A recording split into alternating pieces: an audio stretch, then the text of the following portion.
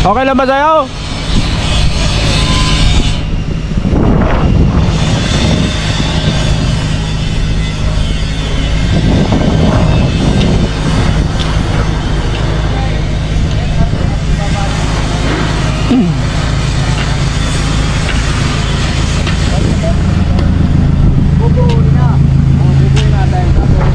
Nalagay dyan. Talian lang natin ng tigisa.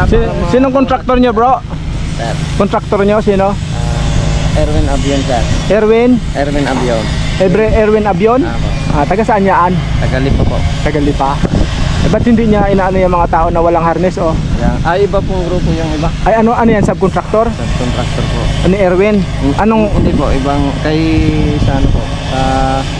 Sa ibang kumpanya po. Si Erwin Sabion talaga ang kontraktor?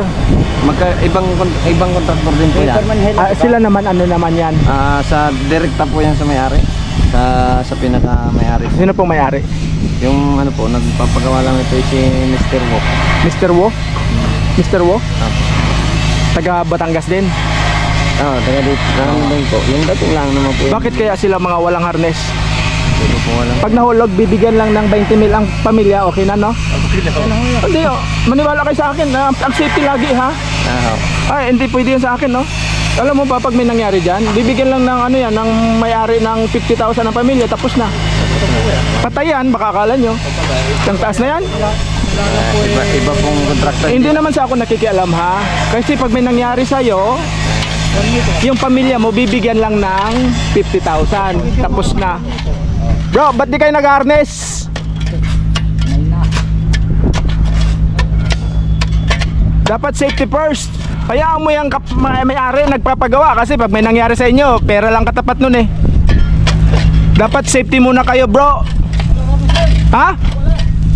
Dapat sabihin nyo, kawawa naman kayo. Kami po kasi, kami lang nasa ground lang. Vlogger ako. Kawawa naman kayo, bro.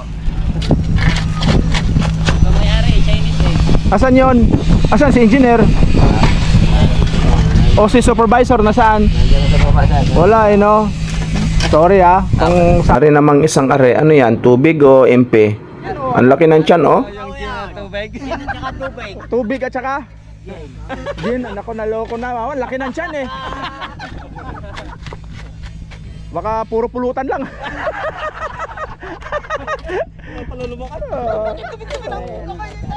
Ha? Ako po si Box TV ha. At yan, sasama ko kayo sa vlog. Wala nga lang nakalagay kung sino yung contractor. Ay sige po, ingat kayo ha. Pagbalik ko, nga 1 hour siguro. Balik, naway, wala, kunti lang tiyan mo ha.